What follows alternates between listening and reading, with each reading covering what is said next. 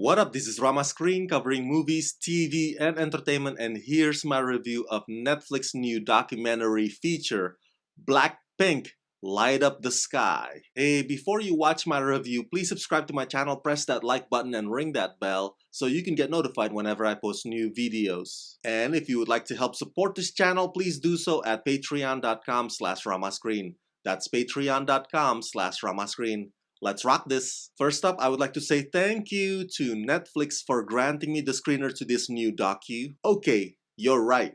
This does not look like the face who listens to K-pop. I grew up with rock music, for crying out loud, from Aerosmith all the way to Oasis. So as far as this Korean pop stuff, honest to God, I still don't understand what the fascination is and why millions of people go crazy head over heels for it. But that is why I was curious about this docu, which I was hoping would give me insight into that world. But what I get is even more than that. You don't need to be a K-pop fan to appreciate this documentary, because Blackpink, Light Up the Sky, is a thoughtful examination of a rise to stardom and a heartfelt personal journey of friendship and camaraderie. Directed by Caroline Sue, this documentary goes deep with each of Blackpink's four members, Jisoo, Jennie, Rose, and Lisa.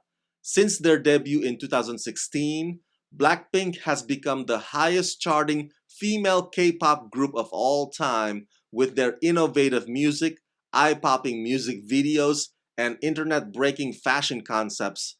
Blackpink Light Up the Sky serves up the never-before-seen moments of this global phenomenon as they continue to reach new heights in their career, from headlining sold-out world tours to becoming the first female Korean group to perform at Coachella. I think what director Caroline Sue effectively does with this documentary is break down the three main ways in which the world often perceives pop stars like Blackpink. The first one is the industry angle, which is not something new to those in the music business. Basically, YG Entertainment is like any other factory trying to manufacture or sell their latest next product. But before they can do their highly publicized keynote presentation launch, they have to do what other companies do in this capitalized society. And that is design the product, come up with a brand name for it, do a focus group on it, and then test and retest it again for packaging, marketing, and durability purposes. That's basically the process that these girls went through in their so-called boarding/training school. This docu explains that the girls start out with a bunch, a big group, and then slowly but surely, they get weeded out down to just the final four. It sounds harsh, it sounds dehumanizing, but their experience is not unique. This is a big market in Korea. This is the thing that they export, if you will. And it's a big money maker for companies like YG to bust out groups after groups after groups. Each one is like the brand new flavor, replacing the old line. The other way of looking at it that this docu also points out is the fandom. It's massive and insane. Right after Blackpink is done with one concert,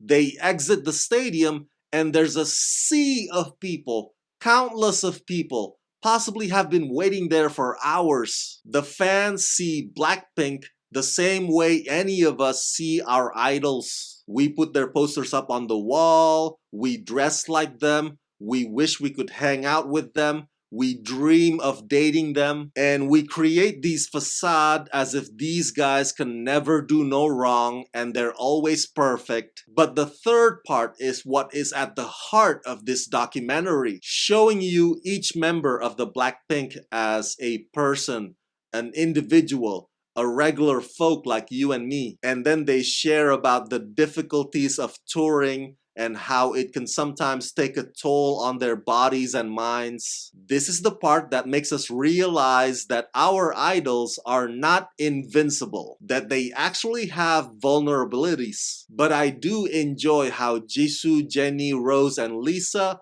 are so candid with one another. They're not ashamed to admit in front of the camera if one of them is not as good a dancer, or if one of them has leg or back pain. I may be a naive viewer, but I don't see any ego driving a wedge between them, which is a good thing because let's face it, boy bands and girl bands like Blackpink has an expiration date. Yes, they have to have strong popular hit songs, but their pretty faces, their beautiful looks, and their dance choreographies, aka stage presence, are among their biggest assets, their biggest attraction, and eventually, ultimately, age will take those away. So for these girls to not have ego, for them to move as one entity, as one team, that unity will allow them to make the best of the few years they've got left in their belt doing this gig.